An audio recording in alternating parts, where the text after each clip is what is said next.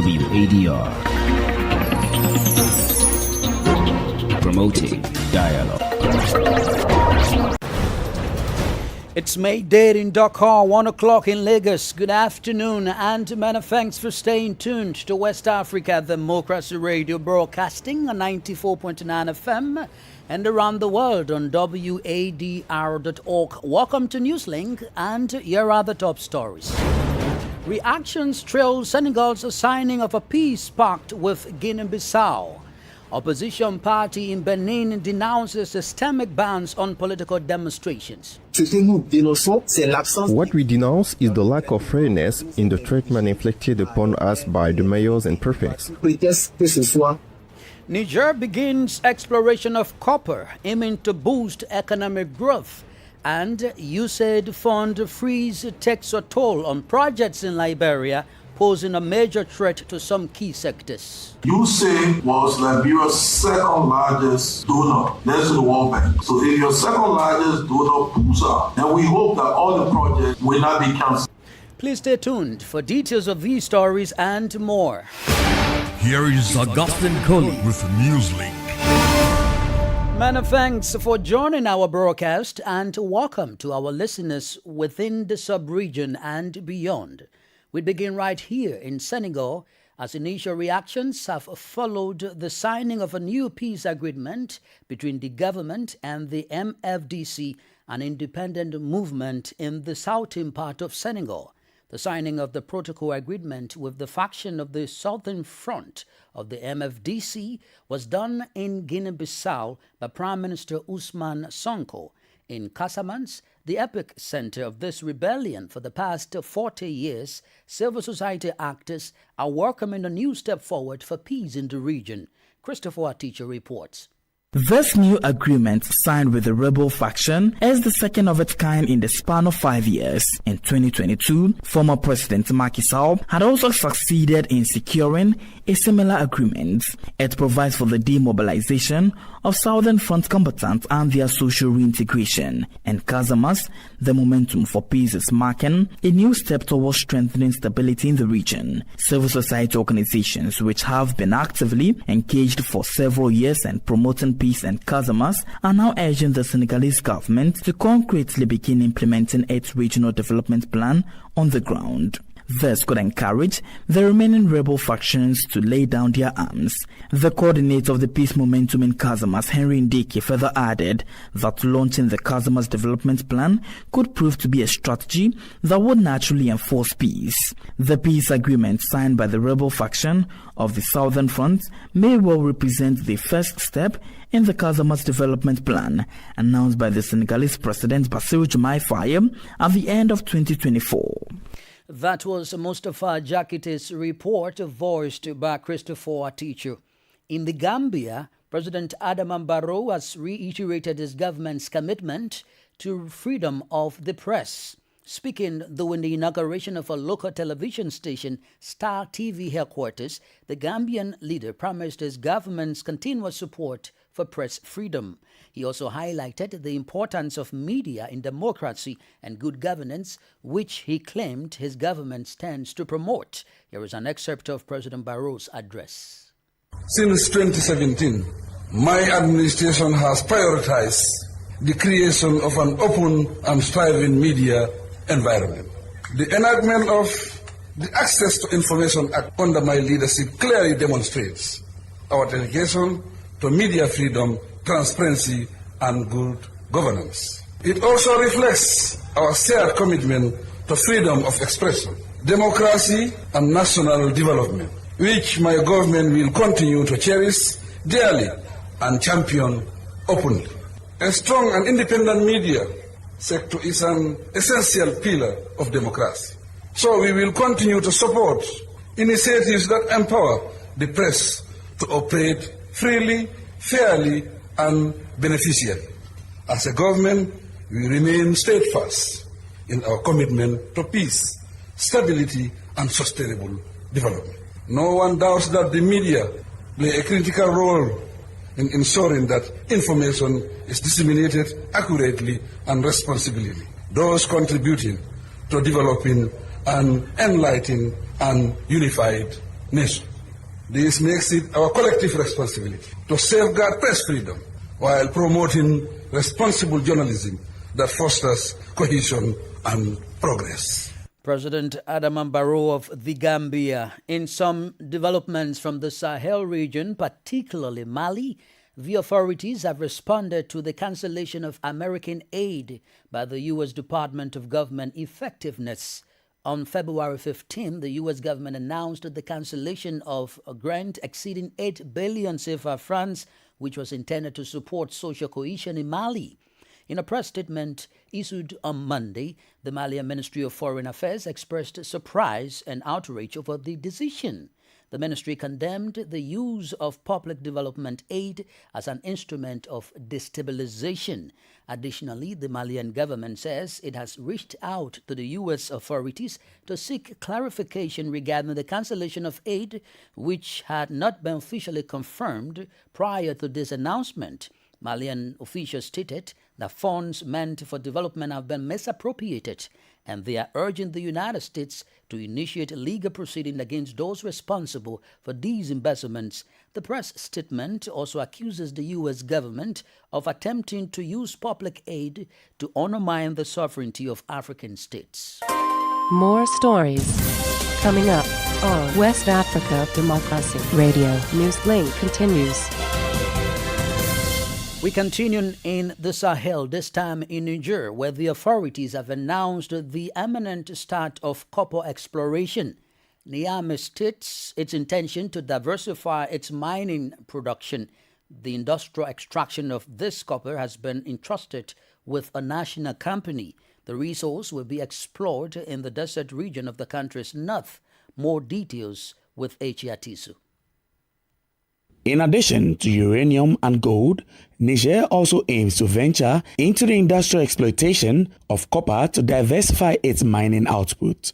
Following extensive research, a significant copper deposit has been discovered in the northern part of the country, according to the government.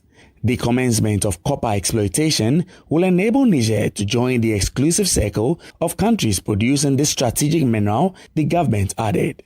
Niamey hopes to produce nearly 3,000 tons of copper annually over a period of 10 years. The mining royalty is expected to generate 4 billion CFA francs for the state. The industrial exploitation of this copper is also projected to create 300 jobs directly. The responsibility for exploiting the copper mines in Tabelo and Dabaga, located in the Agadez region of the north of the country, has been assigned to Cominair SA, a national mining company.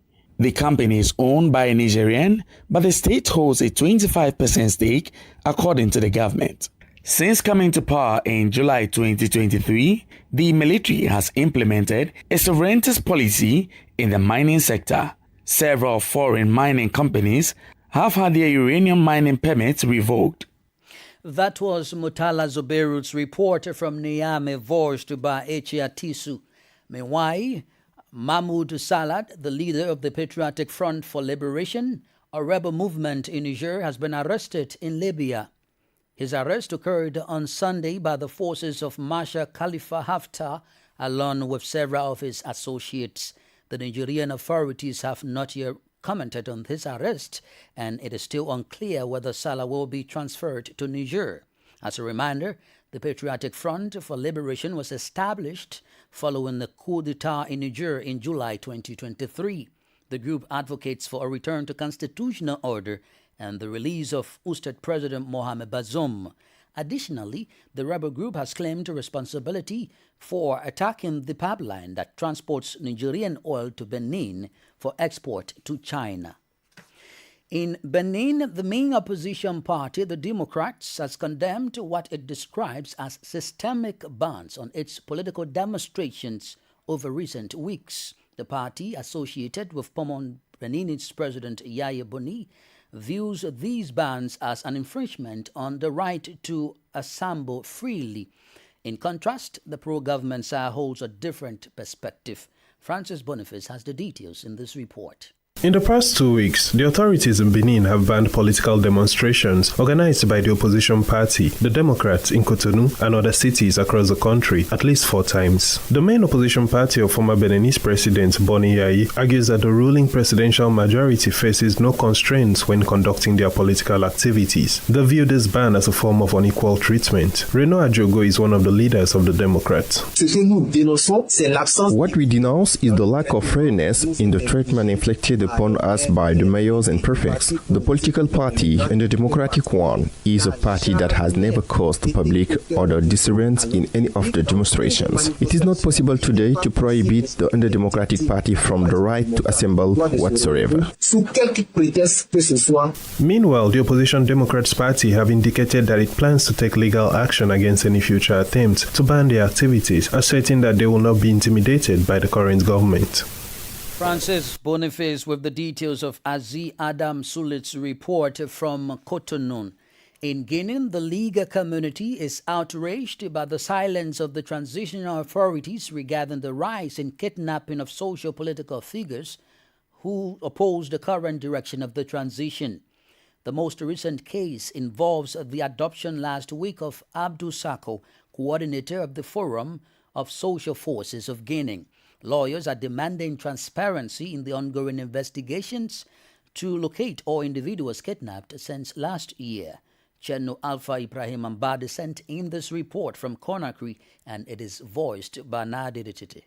In a statement issued on Monday, the Guinean Bar Association expressed its confusion over the authorities' inaction regarding the abduction of the coordinator of the Guinean Social Forces Forum from his home. Abdou Sako was found a few days later in critical condition, according to his lawyers. Master Gabriel Kamano is a spokesperson for the Guinean Bar. This is the silence of government and judicial authorities at a time when it was widely understood that there was a legal obligation to protect these situations and ensure proper care.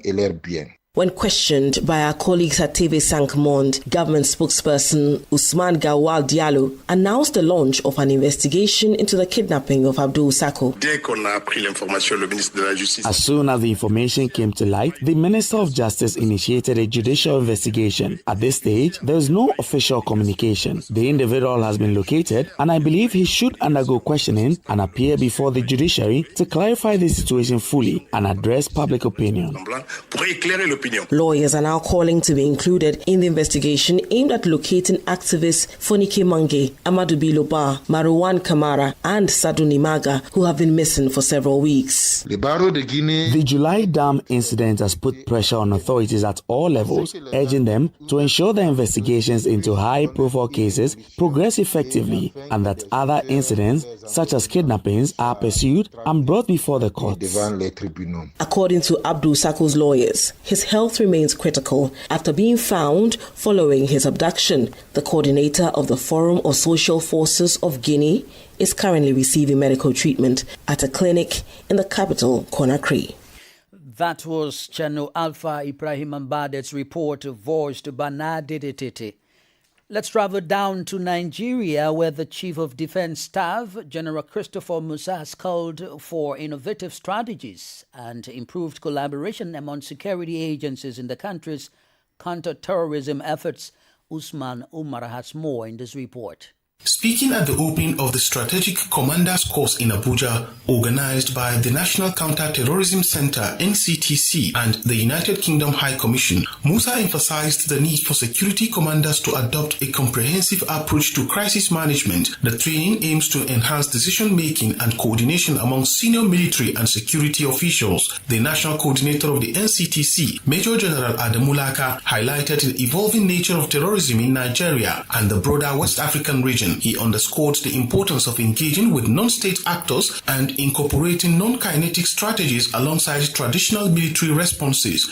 The British High Commission, which partnered in the training, introduced participants to the Joint Emergency Services Interoperability Program, JESIP, a model used in the United Kingdom to enhance interagency coordination during crisis. The program is part of the UK-Nigeria Defence Partnership signed in 2024, which focuses on improving multi-agency response capabilities. The training is expected to strengthen Nigeria's counter-terrorism framework and contribute to regional security efforts amid ongoing insurgencies in Nigeria, the Sahel, and the Lake Chad Basin. For Newslink on West Africa Democracy Radio, Usman Umar reporting from Abuja. You are listening to Newslink on West Africa Democracy Radio, broadcasting from Dakar, Senegal. Here is a reminder of our top stories. Reactions trailed Senegal's signing of a peace pact with Guinea-Bissau. Opposition party in Benin denounces systemic bans on political demonstrations. Niger begins exploration of copper, aiming to boost economic growth. Still ahead in the news, USAID fund freeze takes a toll on projects in Liberia, posing a major threat to some key sectors. We also have the press review, guest interview, and sports news. Please stay with us. Fresh and breaking news all the time. Hear it first as the news breaks, only on West Africa Democracy Radio. Newslink continues. Many thanks for sticking with us. That's a reminder, we are streaming live on YouTube at WADR News and on Facebook, WADR English Service. Liberia's Finance Minister, Augustine Gafuan, has disclosed that the United States Agency for International Development, USAID, has cancelled a series of essential development initiatives totaling around $51 million. And this decision poses severe effects to vital sectors, including health, education, elections, and domestic revenue mobilization. Let's have the details from our correspondent in Monrovia, Ibrahim Parker. Among the projects impacted is the agriculture, engineering and construction oversight services for water and health infrastructure, which is valued at $2.9 million. Another notable cancellation includes a community-led monitoring project implemented via NGO, which was budgeted at US $185,000. Minister Gaffan explained that the education system strengthening project, which is a budget of $23.4 million, stands out as one of the most significant initiatives now affected. USAID was Liberia's second largest donor. To the World Bank. So if your second largest donor pulls out, then we hope that all the projects will not be cancelled. The committee's hearings, chaired by Grand Kitman County Senator Dapa Vapala, said the decision by the U.S. government will affect more sectors and requested the finance minister to present a comprehensive analysis to enable leadership of the Senate to get an understanding of how to direct government fundings. Besides the USAID, there are many other donor funds coming to this fund. There's a need that the assessment capture each of them. The cancellation of critical development projects could have far-reaching implications for Liberia's health, education, and governance sectors. For Newslink on West Africa Democracy Radio, I'm Abraham Parker in Monrovia. This is the newspaper review. Stay abreast and find out what the top stories are in your country. This is the newspaper review. The newspaper review. Let's remain right there in Monrovia with Ibrahim Parker, this time for the press review.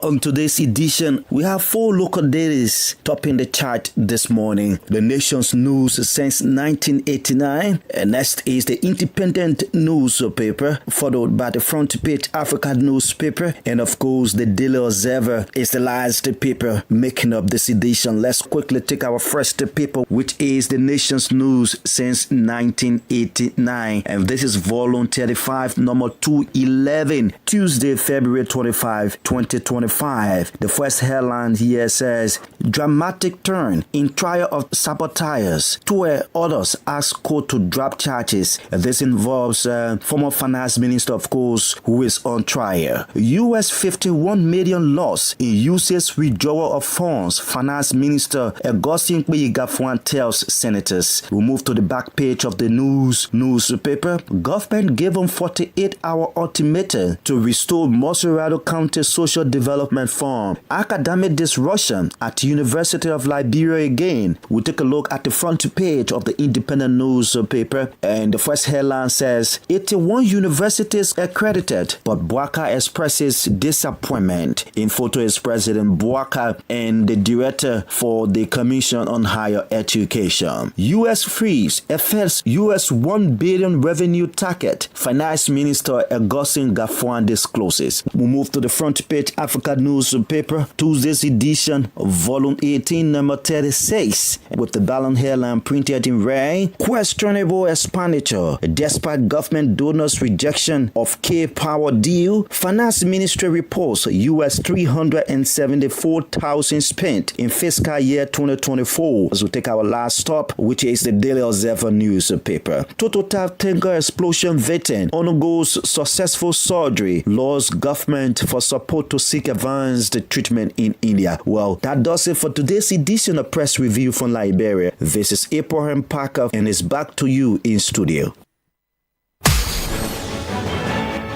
Politics, analysis on major news, social matters, and all. This is A Guest. This segment of Newslink focuses on Liberia, where the country's Finance Minister Augustin Gaffouan disclosed that the United States Agency for International Development, USAID, has cancelled a series of essential development initiatives totaling around $51 million. Our guest this afternoon is Anderson Miame, Executive Director of the Center for Transparency and Accountability in Liberia, CENTAR. We need more actions from the government, especially from him as the Minister of Finance and Development Planning, advising the President and the government to do the needful. Of course, the government has begun to make some cuts in terms of ensuring that we get resources to make up for the gaps, but I still believe that the government has to do more. There are more areas in the budget that the government can effect costs. For example, the budget of the legislature, there's just so much money there for committee meetings and all of that. We still have public officials that are receiving huge salaries and benefits. These are all places that we need to cut to ensure that we bridge the gap. President Joseph Boakai has announced Executive Order Number 142, which aims to streamline revenue collection from international travel. And this order suspends the goods and services tax on international travel services and introduces a fixed levy on airline tickets for passengers departing Liberia. How does the funding saved from this measure help to close the gap created as a result of the cancellation of USAID-funded projects in the country? These developments are welcoming. We need to review them maybe more substantively to see the economic sense to make from time to time that we can provide opinions on it. But these are not the only things that we need to do as Liberia. There are just so many areas that we can mobilize resources from. At the moment, we're not doing enough, even though the revenue agency has indicated over time that it has been performing well. We do not doubt that entirely, but we have gaps in the system that we need to address to get far more resources than what we're getting at the moment. There are loopholes in the system. There's so much corruption in the tax collection system that we need to address. We are losing a lot. Millions to tax holidays that we give to companies, duty-free privileges that we give to lawmakers. All of these things, they are things that we need to deal with, we need to abolish so that we collect resources from these different sources and it can help to make up for the gap and even get us more in terms of what we need to fund our development programs and interventions. What impact the cancellation of USAID-funded projects will have on Liberia if the government does not act to fill in the gaps in the coming months? Liberians have already started to feel the pinch of the decision. In the health sector, USAID supports health programming and interventions a whole lot. Many of the medical facilities across the country are being supported in part through USAID funding in terms of drugs, in terms of technical support and all of that. So there are just so many things that are resulting already, but more to come in terms of negative impacts if the decision is upheld beyond the 3 months period that has been given. Anderson Miame is the Executive Director of the Center for Transparency and Accountability in Liberia, CENTAL. Up next is Sankule Janko with sports.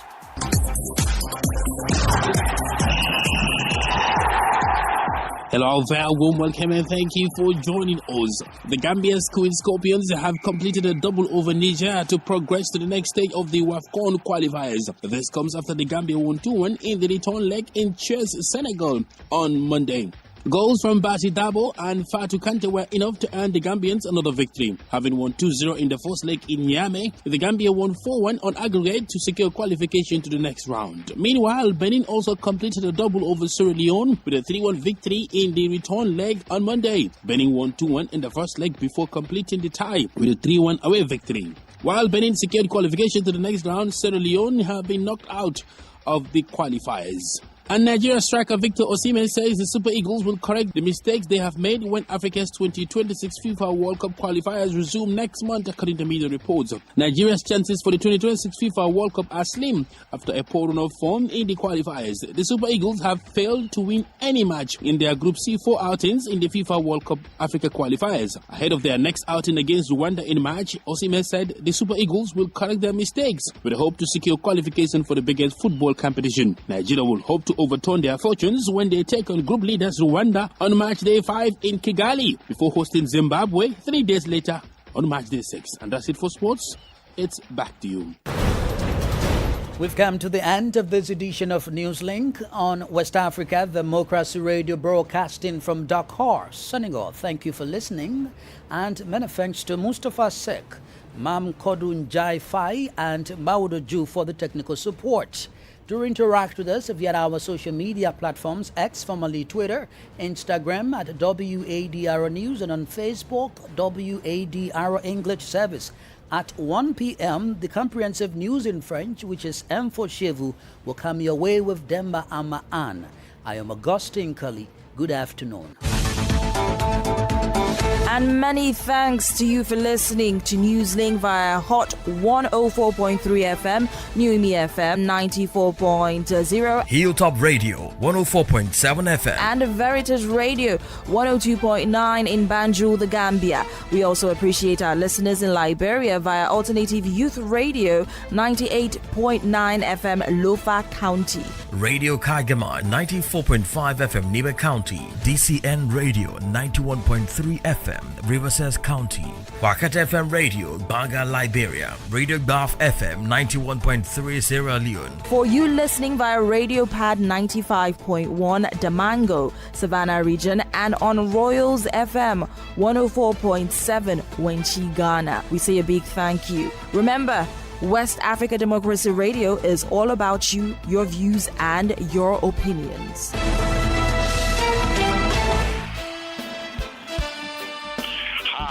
I am Alpha Blondy, and I'm always listening to the West African Democratic Radio. WADR. Listen to WADR's programs Every day. Every day. All the time. All the time. In Mali, Niger, the Gambia, Burkina Faso, Guinea, Benin. You can also follow our programs in Ghana, Liberia, Cote d'Ivoire, Sierra Leone, Togo, and across Senegal. Don't miss our daily news bulletins, newsletter, educative and informative programs, and lots more. West Africa Democracy Radio 94.9 FM. It's you speaking.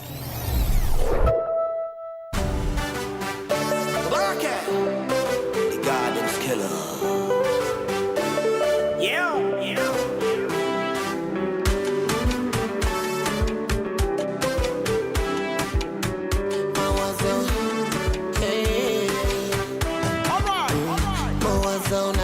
Geta usiku na mapaka, kisa mapenzi amani unajinyima. Moyo una matatizo, unapaparika papa, bahiri wa moyo wa shirima. Kimara, mboni mbali, ilala na nyumba kali, na moyo wangu na jari. Kwana mimi ni kama za sound like pam pam pam pam pam pam pam pam pam pam pam pam pam pam pam pam. She sound like pam pam pam pam pam pam pam pam pam pam pam pam pam pam pam.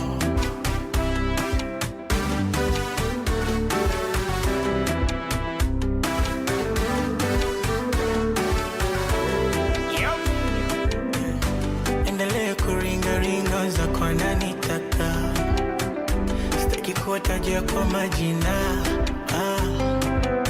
Nipe moyo nipe roho, niko sajili BASATA, ili nikija kutoa nyimbo wasije wakanizima. Kimara tembo ni mbali, Ilala na nyumba kali, na moyo wangu najali, kwana mimi ni kama zali. She sound like pam pam pam pam pam pam pam pam pam pam pam pam pam pam. She sound like pam pam pam pam pam pam pam pam pam pam pam pam.